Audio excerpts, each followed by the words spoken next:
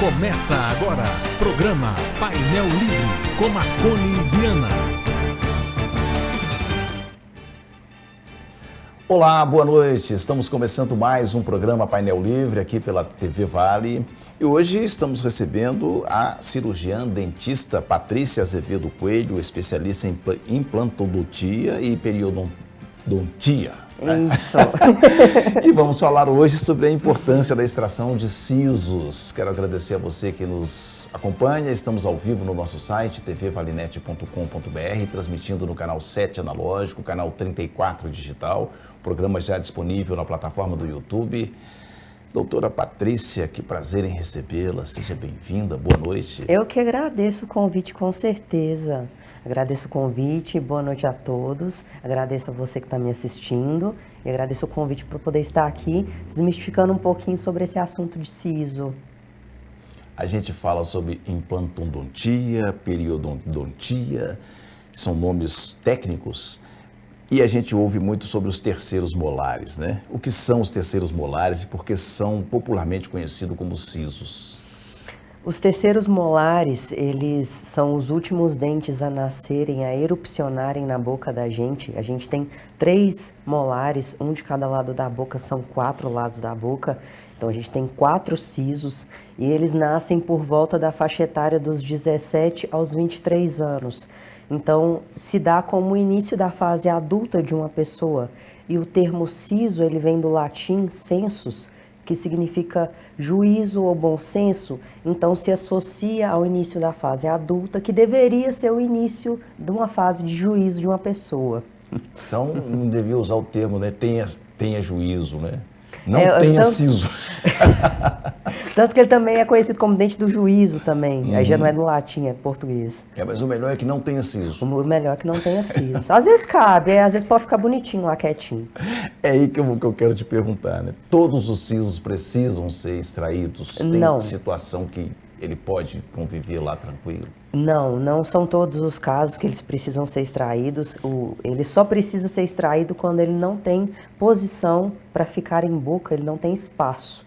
Aí ele precisa nascer, ele vai nascer, às vezes não vai também, e não tem espaço. Aí nesses casos ele precisa ser extraído. Quando ele tem espaço, nasce tranquilamente, ali ele vai ficar bonitinho, como qualquer outro dente. Qual que é a idade que deve se avaliar, ideal, para poder analisar se é preciso ou não extrair o siso? Normalmente a faixa etária melhor para poder pesquisar se precisa ou não extrair e extrair também é dos 15 até os 22 anos, mais ou menos, que é a faixa etária que ele começou a ser formado, a raiz já começou a ser formada e já começa a ter uma ideia da posição, se ele vai nascer, se está em uma posição, se vai causar transtorno e se precisa tirar. E também é a melhor idade para poder tirar, porque não terminou de formar a raiz, então ele é um dente que é mais tranquilo de tirar, causa menos desconforto, sai mais rápido e o pós-operatório é melhor. E esse siso, todo mundo tem? Todo mundo o quê? Tem? Todo mundo tem o siso? Todo mundo tem? Às vezes não. Salvo as exceções, existem pessoas que não têm ele e só vai até o 2º molar, e tem pessoas que têm até o 4º siso, que aí já é o contrário, tem até mais um. É um dente supranumerário que a gente chama. Então, tem pessoas que têm o azar ou a sorte de ter mais um além do 3º. E tem pessoas que não têm, só tem até o 2º. Quais são os principais problemas que um siso pode causar? Um siso, quando ele não nasce em posição ideal, ele pode estar mal posicionado, angulado, ou às vezes vai nascer, mas causa muito transtorno e não vai ter posição para ele. Nessas situações, ele pode causar cistos. Às vezes esses cistos podem ser benignos ou malignos, sendo que os malignos são câncer. Às vezes eles podem inflamar a gengiva em volta, que a gente chama de pericoronarite, e isso dar muita dor de cabeça no sentido de inflamação, a ponto de talvez até hospitalizar uma pessoa e dependendo da infecção talvez levar à morte, o que é mais raro. Ele pode dar cárie a ponto de inflamar aquele dente e até o dente da frente, que é o 2º molar, e fazer perder os 2 dentes por causa dele. E no demais é inflamação no dia a dia que causa prostração e letargia, que é a pessoa fica para baixo, inflamada, com febre, essas coisas, que são as mais tranquilas. Tá, mas e aí, quais são os sintomas, né, que indicam que tem um problema de siso ou que o siso precisa ser extraído? Às vezes ele não vai dar sintomas, às vezes a pessoa vai ter o problema ali acontecendo e não vai saber, por não ir no dentista e o dentista não detectar. Mas quando consegue ter os sinais e sintomas, normalmente são febre, inflamação, vermelhidão, o lugar do siso inflama e incha, às vezes ela consegue sentir até por fora do rosto inchado, vai causar prostração, vai causar febre, a pessoa vai ficar para baixo, às vezes o dente vai doer, a região vai doer, dor de cabeça, esses são normalmente sinais e sintomas que pode perceber. Tem alguma relação de sisos causar desalinhamento de dentes? Um siso ele não tem força suficiente para causar desalinhamento de toda uma dentição. Porém, se ele tiver em processo de nascimento, que a gente chama de erupção, e ele tiver um certo espaço para nascer, mas nem tanto, ele pode desalinhar um pouco, sim. A informação que eu tive na minha adolescência ainda é que o meu siso ele estava atravessado. E acabou que ainda está aí até hoje.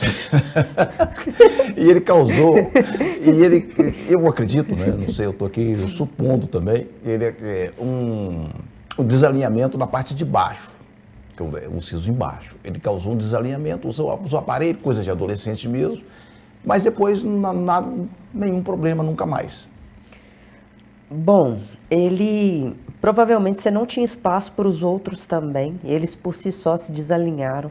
Assim, foi muito pouco, mas eu precisei usar aparelho. Pode ter sido, ele pode influenciar um pouco, sim, mas tem mais importância no desalinhamento deles, são hábitos do dia a dia, que é, por exemplo, morder caneta, morder a unha, chupar dedo, essas coisas influenciam mais na má posição do que propriamente ele, mas ele pode desalinhar um pouco, sim, principalmente se o espaço estiver muito justo.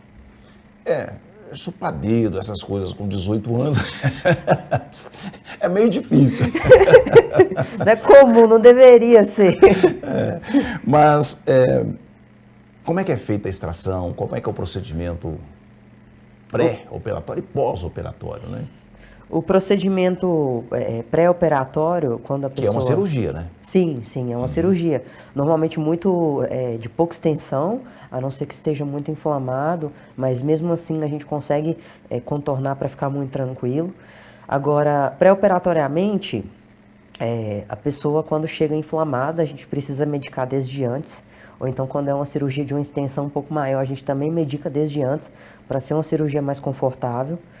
No transoperatório, que é durante a cirurgia, é feita com anestesia, então todo o procedimento, desde o início ao final, é muito tranquilo com relação à dor e incômodo. O transoperatório é feito com anestesia, então também é muito tranquilo. E pós-operatório também tem medicações para inflamação, antibiótica normalmente, e para dor. Então também o pós-operatório é tranquilo, também não tem dor. Para quem tem medo, principalmente a dor, não tem. Mas cirurgia na boca, ela é sempre desconfortável, né? Eu acho que é mais desconfortável que outras partes do corpo. Não é uma coisa muito tranquila, não. Talvez a cirurgia em si, ela é tranquila, mas a recuperação não é uma coisa muito agradável. O ser humano hoje ele está muito acostumado a passar por processos cirúrgicos, mas já é quando é assunto estético. Grandes cirurgias na barriga, grandes cirurgias no corpo inteiro, mas quando é com finalidade estética. Siso não é. Siso é uma cirurgia por questão de saúde. E quando é questão de saúde, ninguém quer. Então eu acho que um pouco do medo vai desse tentar fugir de uma coisa que não vai ter finalidade estética para ele naquele momento. Porém, salvo as exceções de uma ou outra pessoa que tenha, igual a gente estava comentando aqui agora há pouco, experiências ruins, talvez por profissionais não tão bem capacitados para aquela situação necessária, a cirurgia do siso é muito tranquila. Eu não estou mentindo com o que eu vou falar aqui agora. Eu já tive paciente dormindo durante a cirurgia. Não foi uma vez, então não foi o acaso. Já tive adolescente, já tive pessoa de mais idade um pouco, pessoa mais nova, adulta, fase adulta mais jovem, mais velha, dormindo. Então é tranquilo, não tem como a pessoa dormir que não seja tranquilo. Então é tranquilo. Mas a recuperação, ela é quanto tempo? Ela é tranquila também? Ela requer atenção. Se tiver atenção e respeitar o que o dentista falar, vai ser tranquilo. Bom, tirei o siso. Nos 3 primeiros dias, precisa ter uma recuperação, uma atenção maior, evitar atividade física intensa, evitar exposição ao sol, calor, exercícios físicos, principalmente que peguem peso do chão, comidas quentes, comidas duras, banhos quentes, tudo que tiver calor e estimular o processo de inflamação é bom evitar. Passou esse período de tempo, aí já vem uma segunda fase do pós-operatório, que é um pouco mais tranquila, que vai até ali até o seu 7º dia. É um pouco de cautela, mas já tem um pouco mais de liberdade, pode fazer mais coisas, voltar à atividade física um pouquinho mais relaxada, mas já pode fazer, comer um pouquinho mais livre. Se fizer tudo isso, vai viver no céu. Na verdade, repouso e cuidados como qualquer outra cirurgia, né? Como qualquer outra cirurgia. Não tem nada na vida que se você machuca seu corpo, você não vai cuidar dele. Isso não existe. Se você quiser fazer isso, você acha que você é o Superman. Não existe. Bom, estamos falando sobre a importância da extração dos sisos. Com a gente aqui hoje a doutora Patrícia Azevedo Coelho, que é cirurgiã dentista. A gente vai fazer um rápido intervalo, voltamos em instantes.